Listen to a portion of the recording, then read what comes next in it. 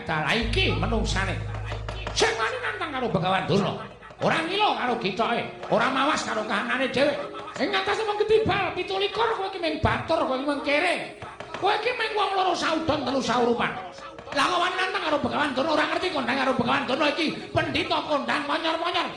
Gurune para Sata Kurawa men ditantang karo wujude Bagong. Rasa cewek, Mbak.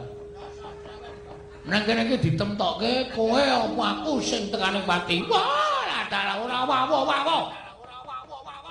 Ayo, kene. Nek pancen karo gawe geger karang kajempel. Endi para Sata Kurawa? Ora bakal mundur jantah. Lho, kowe wani karo Kurawa? Lho, wis wani metenteng ini kok dikira ora wani anggepe piye? Ora nyepelekke kowe. Kuwi mburimu kuwi. Kartosega kuwi. Lho. Ura-uraban suaramu Kartomarma. Ya, Nek Kartomarma. Arep belane karo Begawan Durna.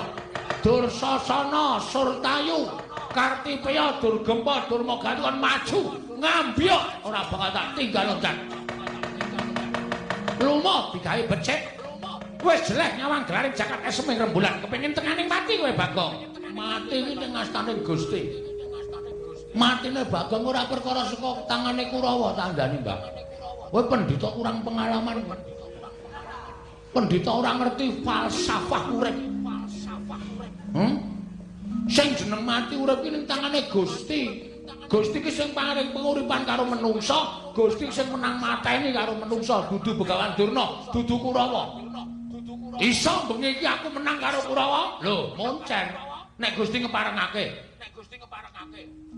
Bagong bengi iki menang karo Kurawa. Kabul dongane. Kurawa tak ajar kabeh. Bagong pinesti bengi iki iso mateni Durna. Mati kowe bengi iki. Hah? Piye? Ora ketap-ketip kowe? Digagas omong aku. Kowe iki pendhita ora tau mulang karo siswamu, pendhita ora tau mulang